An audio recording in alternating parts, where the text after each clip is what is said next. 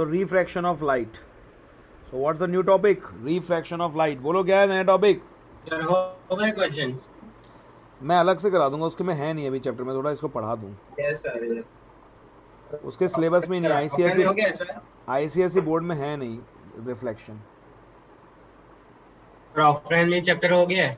Offline में हो गया है चैप्टर, मैं करा दूंगा, ऑफलाइन में भी दोबारा करा दूंगा. Yes sir. Refraction of light. ठीक है, अब सुनो भाई. ऑफलाइन में 60 न्यूमेरिकल्स कराएं इस टॉपिक पे, 60 नियर अबाउट. अब देखो भाई, मान के चलो हमारे पास एक लाइट रे है. ठीक है. अच्छा, तुमने कभी वो देखा है क्या बोलते हैं, एक ग्लास स्लैब देखा है? ग्लास स्लैब, या ऐसा ग्लास स्लैब छोड़ो, तुमने कभी पानी में ऐसे पानी भर लिया हो ग्लास में और उसमें कभी पेंसिल डाली है? Pencil, yes sir. वो पेंसिल तुम्हें ऐसे कुछ बैंडेड दिखाई देगी, मुड़ी हुई से दिखाई देगी. चाहे अभी डाल के देख लो, ग्लास का एक एक ग्लास में पानी ले लो और उसके अंदर पेंसिल डालो, ऑब्लिक ऑब्लिक डालना, आपको ऐसा मुड़ा हुआ दिखाई देगा. करके देखो इसको चाहे. ऐसा क्यों होता है? ऐसा इसलिए होता है कि जब लाइट एक मीडियम से दूसरे मीडियम में ट्रैवल करती है, जब लाइट एक होमोजीनियस मीडियम से दूसरे होमोजीनियस मीडियम में ट्रैवल करती है तो वो सीधी नहीं जाती, वो या तो बैंड टुवर्ड्स द नॉर्मल जाती है, band away from the normal जाती है. ठीक है राधिका, सुन रही हो? Yes sir. सीधी नहीं जाती वो, या तो वो ये क्या है, ये फर्स्ट मीडियम है, मतलब ये ऊपर क्या है, मीडियम 1 है, और ये नीचे क्या है, मीडियम 2 है. तो लाइट ऐसे जा रही है लेकिन वो सीधी नहीं जा रही, वो थोड़ी बैंड हो जाएगी. और ये बीच में जो है ना वो इंटरफेस है. इंटरफेस मतलब जो दोनों मीडियम को सेपरेट करने वाली बाउंड्री है, उसको मैंने नाम दे दिया इंटरफेस. तो वो सीधी ना जाके क्या हो गई, थोड़ी बैंड हो गई. तो इसी फिनोमेना को हम क्या बोलते हैं? Refraction refraction of of light. Light. हाँ यजुर, क्या कह रहे हो बोलो. इसी फिनोमेना को हम रिफ्रैक्शन बोलते हैं. नहीं सर, बाद में पूछूंगा क्वेश्चन। पूछो पूछो, पीयूष भी एंट्री कर रहा है अभी, बहुत लेट लेट एंट्री करते हैं बच्चे. पूछो, तब तक पूछो.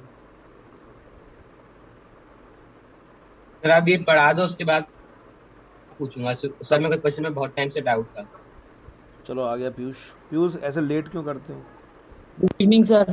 लेट क्यों आते हो? सर ये फोन में दिक्कत हो। सो लाइट जो है वो सीधे ना जाके थोड़ी सी बैंड कर जाती है. लाइट जब एक मीडियम से पीयूष दूसरे में जाती है, नया टॉपिक स्टार्ट हो गया, तो सीधे ना जाके थोड़ी सर सी बैंड कर रिफ्रैक्शन ऑफ जाती है. लाइट। हाँ, refraction. So when a light ray move from one homogeneous medium to another homogeneous medium, it bend either towards the normal, away from the normal. तो इसी फिनोमेना को हम बोलते हैं रिफ्रैक्शन ऑफ लाइट. क्या बोलते हैं इसको हम लोग? Refraction of refraction of light. Light. Okay, ये वाला एंगल कहलाता है एंगल ऑफ इंसिडेंस, और ये जो नॉर्मल के साथ ये दूसरा एंगल बन रहा है, इसको बोलते हैं angle of refraction. Okay. Sir hmm. Sir यही टॉपिक हमको भी कल करवाया था सर, लेकिन उनने अच्छा डेफिनेशन नहीं दिया सर, बेंडिंग ऑफ लाइट लिख दिया बस. हाँ तो तो सर बढ़िया इसका डेफिनेशन, डेफिनेशन क्या होगा? बढ़िया डेफिनेशन है, मैं भी लिख देता सर हूँ. When a light ray move from one homogeneous medium to another homogeneous. Bending of light ray, खैर कंप्लीट डेफिनेशन नहीं है, बेंडिंग तो डिफ्रैक्शन में भी हो जाता है. When a light ray move from one homogeneous medium to another homogeneous medium, तो क्या होगा, it bends either towards the normal और अवे फ्रॉम द नॉर्मल. आवेदन। यस। ठीक है. Yes sir. Either towards the normal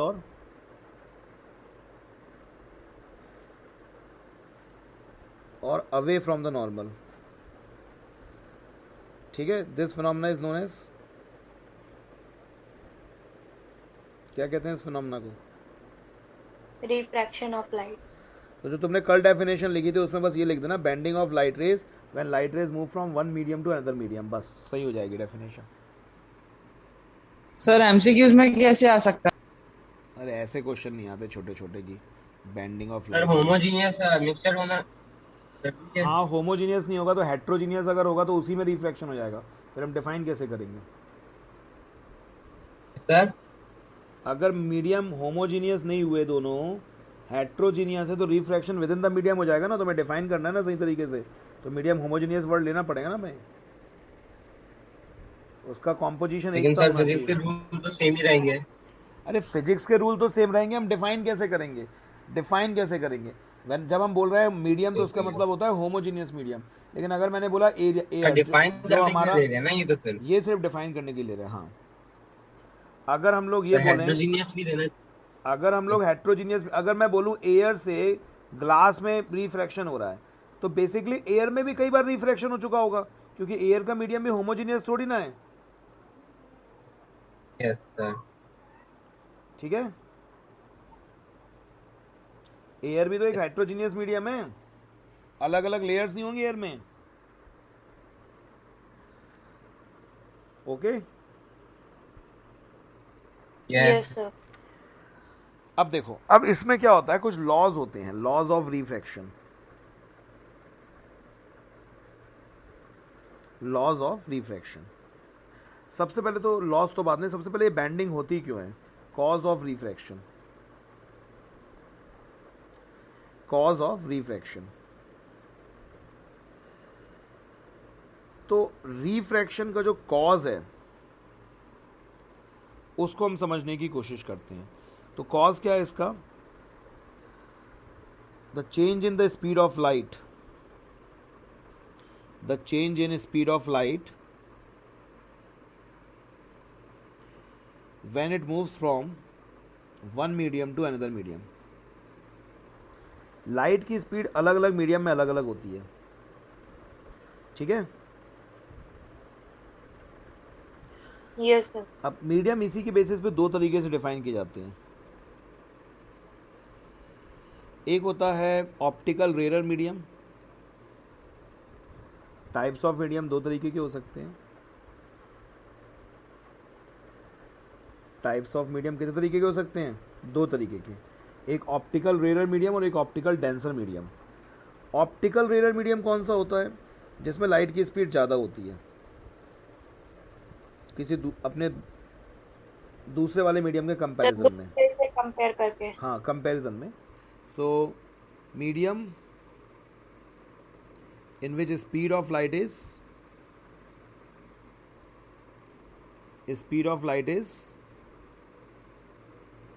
more as compare to its another medium. भाई किसी एक मीडियम से लाइट आ रही होगी, किसी में जा रही होगी, तो दोनों मीडियम को अगर हम कंपेयर करें तो जिसमें लाइट की स्पीड ज़्यादा हो उसे हम क्या बोलेंगे? ऑप्टिकल रेयर मीडियम, ठीक है। Yes, sir. और जिसमें लाइट की स्पीड क्या हो जाती है? कम हो सर जाती दूसरे है, वाले के पहले वाले के कंपैरिजन से कम होती है। तो उसको हम क्या बोलेंगे? ऑप्टिकली मैं डेंसर इतना में। लिख देता हूँ, speed of light is less, ठीक है, पहले जैसे ही हो गया, ठीक है। सर अब इसमें मैंने, डेंसर मीडियम और नॉर्मल डेंसर मीडियम में हाँ, अंतर क्या? मैं उसी पे आ रहा था। अब मैंने इसमें ये वर्ड क्यों लिखा है ऑप्टिकल डेंसर मीडियम? क्योंकि ऐसा कोई कंपलसरी नहीं है। वैसे जनरली तो यही होता है कि जो मीडियम डेंसर है, जनरली यही होगा कि जो मीडियम डेंसर है वो ऑप्टिकल डेंसर भी होगा। अब डेंसिटी का मतलब होता है मास अपॉन वॉल्यूम, ठीक है ना। यूनिट वॉल्यूम में कितना मास है उसको हम डेंसिटी बोल देते हैं। मेरी आवाज़ नहीं आ रही? सर आ रही है। आ रही है। तो डेंसिटी का मतलब तो क्या हो जाता है? मास अपॉन वॉल्यूम, ठीक है। Yes, sir. लेकिन ऑप्टिकल डेंसिटी, ऑप्टिकल उसका मतलब क्या है? रेयर मीडियम होने का मतलब स्पीड ऑफ लाइट के हिसाब से देखा जाता है। ओके, सुन रहे हो तुम यस लोग? सर। Yes, sir. तो ऐसा जनरली तो ये होता है कि जो डेंसर है वो ऑप्टिकली डेंसर भी होगा। सर जनरली आपने बोला था सर, ऐसा कौन सा चीज है जो डेंसर हो पर मैं आ रहा लाइट हूँ, की मैं स्पीड मेरी उसमें बात तो ज्यादा कंप्लीट कम होने है? दो पूरी, मेरी बात तो कंप्लीट होने दो पूरी, ठीक है। मेरी मैं आ रहा हूँ उस पर। तो जनरली तो ऐसा होता है कि जो डेंसर होगा उसमें ऑप्टिकल डेंसर भी होगा, और जो रेयर होगा वो ऑप्टिकल रेयर भी होगा। सुन रहे हो? एग्जाम्पल के तौर पे अगर एयर से ग्लास में लाइट जा रही है तो एयर से मान लो पहले वाटर में जा रही है और फिर ग्लास में जा रही है। अब मुझे बताओ इसमें रेयर मीडियम कौन सा है? रेयर, ऑप्टिकल रेयर नहीं, रेयर मीडियम कौन सा है? एयर। और इन तीनों में सबसे ज़्यादा डेंसर कौन सा है? ये वाला ग्लास। और ऐसा ही उसके ऑप्टिकल डेंसिटी के साथ भी होगा। मतलब इसमें लाइट की स्पीड होती है 3 × 10⁸ मीटर पर सेकेंड, इसमें होती है 2.5 × 10⁸ मीटर पर सेकेंड, और इसमें होती है 2 × 10⁸ मीटर पर सेकेंड। ठीक है, तो मुझे बताओ कौन सा ऑप्टिकल डेंसर है इसमें? सर एयर और वैक्यूम सर दोनों का यही सही, नहीं, यही होता है स्पीड। ये नहीं होता, मान लेते हैं एयर और वैक्यूम का नियरली बराबर मान लेते हैं। ठीक है, एग्जैक्टली तो 3 × 10⁸ भी नहीं होता, 2.9 करके समथिंग होता है, हम मान लेते हैं दोनों ओके को। सर। वैक्यूम में ज़्यादा ही होगा। अब हम बात कर रहे हैं इसमें, बताओ मुझे पहले ये बताओ कि कौन सा डेंसर है। ये जो पहले मुझे बताओ कौन सा डेंसर है, पहले ये बताओ।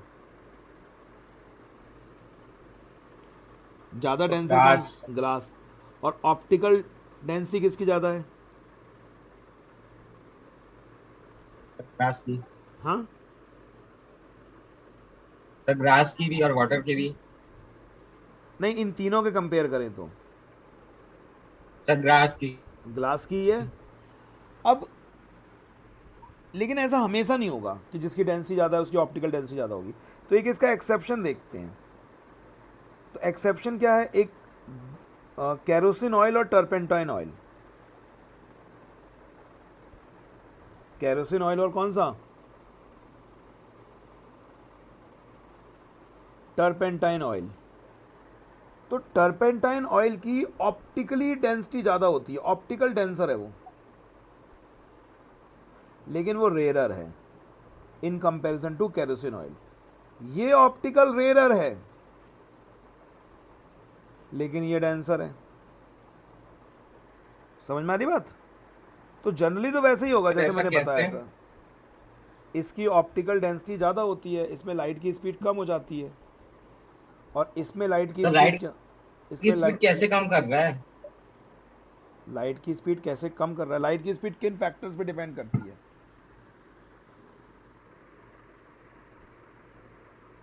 लाइट की स्पीड उसकी ऑप्टिकल डेंसिटी पे तो डिपेंड करती है। लाइट की स्पीड, इसकी ऑप्टिकल डेंसिटी ज़्यादा है तो वो लाइट की स्पीड को कम करेगा। तो जनरली तो वही होगा कि जिसकी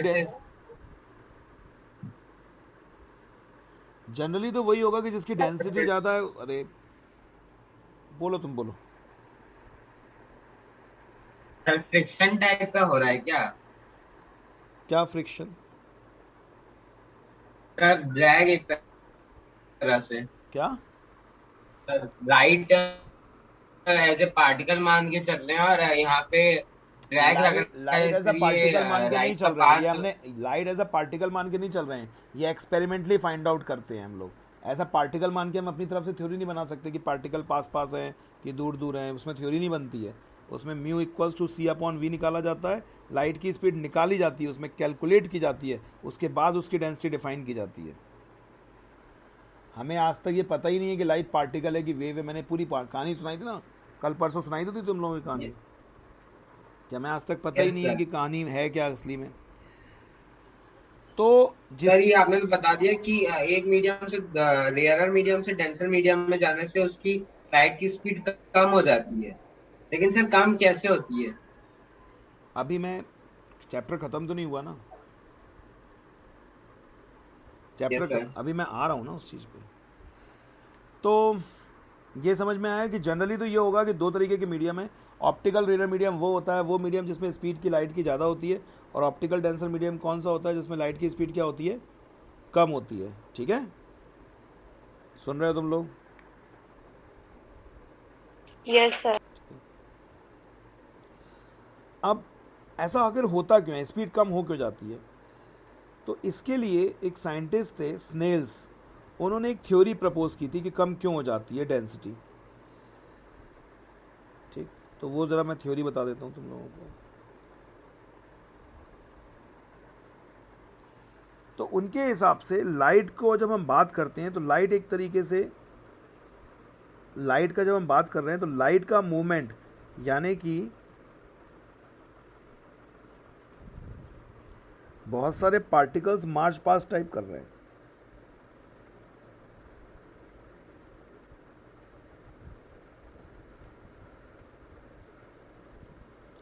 क्या कर रहे हैं बहुत सारे पार्टिकल्स? जैसे लेफ्ट राइट होता है ना 26 जनवरी को, 15 अगस्त को। मेरी आवाज़ आ रही है? हेलो। तो लाइट के बहुत सारे पार्टिकल मार्च पास्ट टाइप कर रहे हैं, ठीक है। जब लाइट किसी चीज़ पे गिर रही है, इसका मतलब वहाँ पे बहुत सारे पार्टिकल्स हैं। ओके, तो एक ऑर्डर में चल रहे हैं, मार्च पास्ट टाइप कर रहे यस हैं, सर। ठीक। Yes sir. अब एक बात बताओ, जब ये इस तरह से ऑब्लिक एंट्री करेंगे तो यहाँ पे मैं पार्टिकल्स के नंबर लिख देता हूँ 1 2 3। किस पार्टिकल की वेलोसिटी पहले कम होगी? सर फर्स्ट वाले की। फर्स्ट वाले की पहले कम हो जाएगी क्योंकि वो डेंसर मीडियम में पहले एंट्री कर रहा है। और किस पार्टिकल की वेलोसिटी बाद में कम होगी? सर थर्ड की। तो अगर इसकी वेलोसिटी बाद में कम होगी तो क्या ऐसा नहीं लगेगा थोड़ी देर बाद, इसकी वेलोसिटी तो पहले ही कम हो गई, तो क्या ऐसा नहीं लगेगा कि ये चीज़ पूरी बैंड कर गई? क्योंकि ये चीज़ तो अपनी ज़्यादा वेलोसिटी से जा रहा है, पर इधर की वेलोसिटी तो कम हो गई।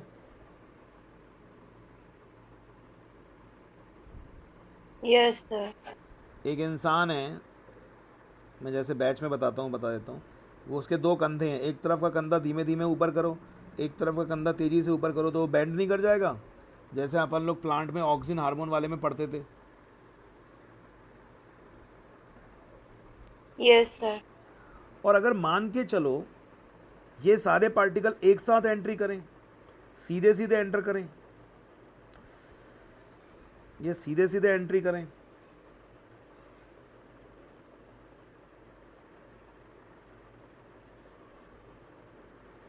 ये अगर सीधे सीधे एंट्री करें, अब किसकी स्पीड पहले कम होगी? 1 2 3 नाम दे देता हूँ मैं। बराबर। तीनों के एक साथ कम होगी। तो क्या इस केस में बेंडिंग होगी लाइट रेस की?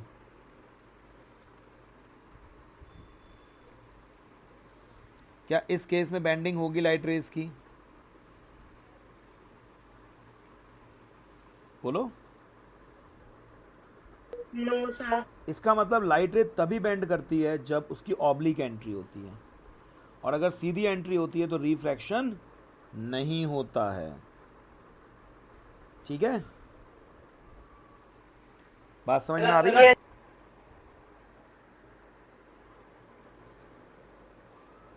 बात समझ में आ रही है? Yes sir. अब आपको कई जो बुक्स हैं उसमें ये वाला वर्ड लिखा मिल जाएगा कि लाइट की जो रिफ्रैक्शन का कॉज ये है कि लाइट की स्पीड चेंज होती है, एक मीडियम से दूसरे मीडियम में लाइट जाती है, और लाइट की स्पीड जब कम हो जाती है तो वो छोटा पाथ लेके जाती है ताकि वो सेम डिस्प्लेसमेंट ट्रैवल कर सके। लेकिन ये कोई बहुत प्रॉपर एक्सप्लेनेशन नहीं है, क्योंकि लाइट कोई लिविंग थिंग नहीं है जिसको पता हो कि मुझे छोटा डिस्टेंस लेके जाना है। तो ये कोई प्रॉपर एक्सप्लेनेशन नहीं है। ये बात तो वो सही लिखते हैं, change in the speed of light when it goes from one medium to another medium, लेकिन ये बोलना कि लाइट को छोटा डिस्टेंस लेके जाएगी क्योंकि उसकी स्पीड कम हो गई है डिस्प्लेसमेंट लेके, ये ज़्यादा प्रॉपर नहीं है। और क्यों नहीं है प्रॉपर ये? क्योंकि लाइट कोई लिविंग पार्टिकल नहीं है। तो स्नेल्स की ये थ्योरी ज़्यादा एक्सेप्टेड है, लेकिन आपको 10th क्लास में थ्योरी नहीं मिलेगी जो मैं बता रहा हूँ आपको। उसमें 10th क्लास में आपको यही मिलेगा कि लाइट छोटा पाथ इसलिए लेती है क्योंकि उसकी स्पीड कम हो जाती है, ठीक है, ताकि सेम टाइम में सेम डिस्प्लेसमेंट ट्रेवल कर सके। ओके, समझ में आ गई बात मैं जो बोल रहा हूँ? Yes sir. तो कॉज कंडीशन नो रिफ्रैक्शन की कंडीशन क्या है? अगर लाइट सीधे गिरेगी, नॉर्मली गिरेगी लाइट तो उसका रिफ्रैक्शन नहीं होगा, सीधे चली जाएगी। Okay, yes sir. 2 minute wait कर लो जानवी और अतुल, बस ये सेशन एंड हो जाने दो, तब तक सब लोग ज्वाइन भी कर रहे हैं। ओके, सो अब हम देखते हैं लॉज ऑफ रिफ्रैक्शन। सर एक बात बताऊं? सर संडे को मैं ग्वालियर आ रहा हूँ और सर मंडे को मैं आपके पास ट्यूशन आऊंगा। Sir I mean coaching. मैं मंडे को तो मैं पढ़ाऊंगा ही नहीं। ट्यूसडे को बैच होता है। यस सर, जन्माष्टमी है ना नहीं नहीं, ट्यूसडे को बैच होता है। सर, टीटीएस होता है आपका? हाँ चलो, तुम आओगे तो मैं डेली ले लूँगा सुबह के टाइम। ओके, सर कितने कितने टाइम का होता है सर, एक दिन में 2 बार? अब तुम आ जाओ, एक दिन में 2 बार होता है, मैं सुबह ले लूँगा, पीयूष को भी बुला लूँगा उसी टाइम, यजुर को भी बुला लूँगा, ठीक है। अब तुम आ जाओ तब अपन डिसाइड कर लेंगे। तो laws of Okay, sir. Refraction, चलो बच्चे आ गए मेरे 12th क्लास के, टाइम हो गया है। ओके चलो हम लोग नेक्स्ट पे करते हैं। कल हम लोग टाइम चेंज करेंगे, टाइम का बड़ा टेंशन हो रहा है बड़ा। राधिका का बैच कितने बजे खत्म होता है स्कूल? सर राधिका क्या करना है? यही रहने देते हैं, सर मेरा 7:50 7:50 नहीं है टाइम, 7:50 नहीं है। 12th का सिलेबस खत्म ही होने वाला है, वैसे भी एक ही चैप्टर रह गया है। ओके कल मिलते हैं।